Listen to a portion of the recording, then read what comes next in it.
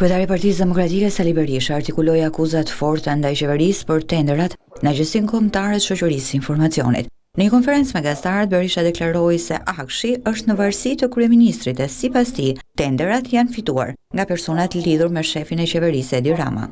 Duhet të rkthej këtu që njeriu më intim përveç Barzanakut është Ergjys Agasi. Ndaj dhe ky intim Agasi na rezulton në librat e shtetit me fitime prallore, është futur 15 shtator me 1.000 euro dhe ka dalë në dhjetor me 234 milion euro.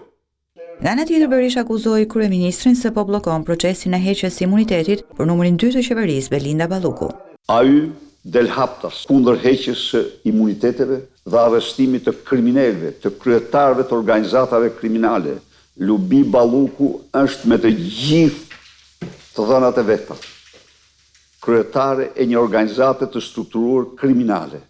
Në këtë sfond politik, Berisha lajmëroi protesta të vazhdueshme deri në largimin e kryeministrit Edi Rama dhe qeverisë së drejtuar prej tij. Dhe unë i garantoj qytetarët me besimin më të madh se me revoltën e tyre, me revoltën e popullit opozitar, Edi Rama do t'ja mbath siç ja ka mbathur çdo diktator tjetër. Partia Demokratike ende nuk ka vendosur një datë për protestë kombëtare, por mbrëmjen e 29 dhjetorit demokratët do të mblidhen sërish si çdo të hënë për të protestuar para godinës së kryeministrisë. Miqtë mi, Edi Rama